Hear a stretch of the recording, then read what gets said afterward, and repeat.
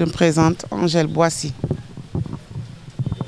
nouvelle présidente du Bureau national des familles des victimes du bateau le Joola. C'est émouvant, c'est lourd, c'est difficile, mais par la grâce de Dieu, tout sera facile. Et j'invoque le Saint-Esprit, que ce soit musulmans ou catholiques, qu'il nous illumine tous pour ce nouveau projet, cette nouvelle direction que je prends. Et je la prends entre mes deux mains. Pourquoi? Parce que c'est un poste qu'on m'a donné, qu'on m'a proposé et que je l'accepte grâce à l'Assemblée qui m'ont coopté. Et vraiment, je souhaiterais travailler la main limpide, propre, pour qu'au moins, nous qui avons perdu nos proches, les orphelins qui ont perdu leurs parents et les familles internationales qui ont perdu aussi leurs proches ici au Sénégal, puissent revenir afin que nous puissions revivre une famille, pas dans la tristesse, mais en union, main dans la main, travailler et faire mieux que le bureau sortant. Tout d'abord, je remercie le chef de l'État parce qu'il a eu à beaucoup faire pour les familles des victimes et dans le cadre du bateau le Joola. Et je lui lance un appel solennel pour qu'il puisse donner aux familles des victimes ce qui leur appartient. Nous avons tendance à politiser tout, mais sauf le bateau, nous demandons à ce qu'on ne politise pas. De grâce, notre bateau le Joola, notre musée doit être dirigé par les familles des victimes. Nous nous connaissons tous. Nous connaissons qui est proche de la famille de le Joola et qui n'en fait pas partie. Les gens sont là. Le directoire ne peut pas être donné à une autre personne qui n'est pas famille des victimes. Il y en a plus, je vais le dire. Les compétences y sont. Même si nous, leur maman, nous, leur papa, nous n'avons pas de diplôme, nos enfants ont étudié. Il y a des maîtrisards, il y a des bacheliers, il y en a qui ont leur doctorat. Et nous ne laisserons personne, je dis, personne d'autre occuper le directoire du musée le Joola que les familles des victimes. De Gouloumbou à Djogé, nous avons perdu. Nous avons perdu plus à Ziguinchor. Mais nous considérons tout le Sénégal comme perdant. Et les familles internationales, ils ont perdu. Et vraiment, il y en a qui travaillent à l'ombre pour nous aider. Donc moi, je demande au président, je lance au président un appel pour qu'il remémorise son staff afin qu'il puisse nous remettre dans nos mains ce qui nous appartient. Car grâce à celui qui prendra cette direction et qui ne fait pas partie des familles des victimes, ça je le dis, et je le dis à haute voix, nous avons perdu 400 et quelques étudiants. Nous avons perdu nos commerçantes, nous avons perdu nos mamans, nous avons perdu nos parents. Et ceux qui devaient aller en Europe, nous les avons perdus. Nous avons des ambassadeurs que nous devons remercier. Cheikh qui est là, il travaille pour nous. Il nous aide. Il y a d'autres ambassadeurs qui sont là. Moi, ce que j'ai à dire au président, monsieur le président actuel, Macky Sall, je lui demande de rappeler l'ancien bureau et le nouveau bureau. Et nous avons la liste des enfants qui sont crédibles à travailler dans le musée le Joola. Parce que même pour l'inauguration, nous n'avons pas voulu ainsi. Ça, je le dis à haute voix. Nous avions voulu que l'inauguration du mémorial le Joola se fasse un jour, au moins, où tout le monde serait présent un matin. Mais contre notre volonté, ils ont inauguré le mémorial à 21h. Est-ce que vous avez vu toutes les familles des victimes? Non, non, non, non, non, parce que nous n'étions pas d'accord. Nous n'étions pas d'accord parce qu'ils ont voulu faire ce qu'ils veulent. Ils l'ont fait. Le jour où le ministre est venu, le Premier ministre est venu, nous aurions voulu qu'il soit une venue qui soit uniquement calée pour inaugurer le mémorial de Joola. Mais s'il vient s'il vient en visite politique, qu'est-ce que nous disons nous? Qu'est-ce que nous disons? À quelle heure on a inauguré le mémorial? Monsieur le journaliste, à 21h, ce n'est pas une heure probable pour inaugurer notre mémorial. C'est ma première réaction.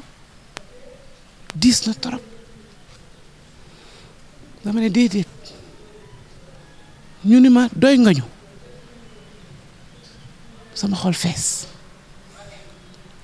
mais nangu naa ko gannaaw ñi ñu ñàkk bari nañu lool metti na trop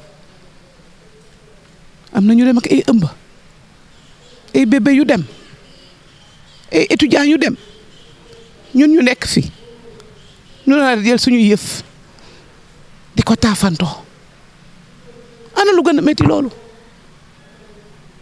bi mu commencé le maire Robert Sagna de Ziguinchor mu def recensement boo xamante ne amul morom ci la ñu créé bureau yi ñu ne bureau national ñu yaakaaroon ne sax dañu jàppale ñi nga xam ne ñoo ñàkk seeni nit ci biir ndox mi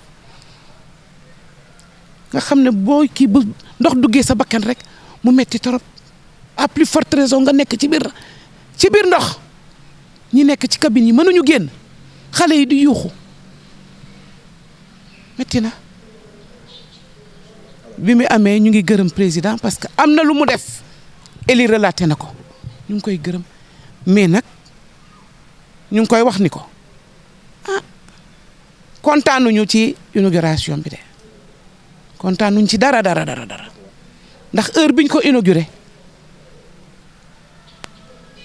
le ministre Sow ñëw na fi Aliou Sow rencontré nañu ñu dem fële ci musée bi mu dellu siwee veille bi lañ ñu woo ñu ñëw ñu ne ministre nee na dañuy inaugurer suba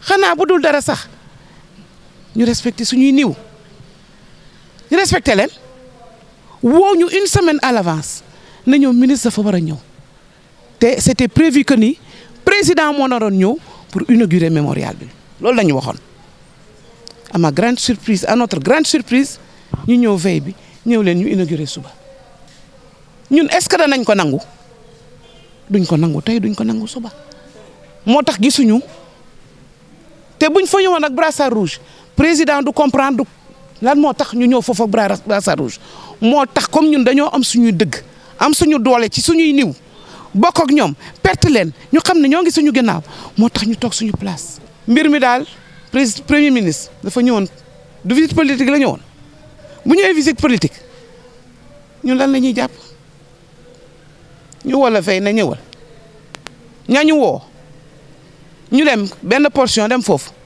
ñooñu tey ana ñu est-ce que ñëw nañu fii ñëwuñu fi lu tax ñu woo leen ñoom kese ñu dem. le lendemain bi ñuy woo fii lu tax ñoom ñëwuñu présenté wu ñu toog wax ak nit ñi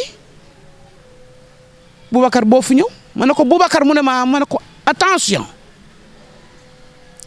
lépp loo fi nangu tey te nee nañu nga ñëw laajte ñu ndax d'accord nañu ñu ne la d'accorduñu lépp loo fi nangu tey sois responsable demain boo jëkkatee sa loxo gauche sa loxo droit nga ne man maa ko def demain prête serment nga ne man maa ko def mais famille yi les 95% n'étaient pas d'accord.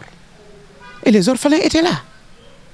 Si là, on est Eli Diatta, Eli, si nous sommes là, nous devons respecter les. Je suis là.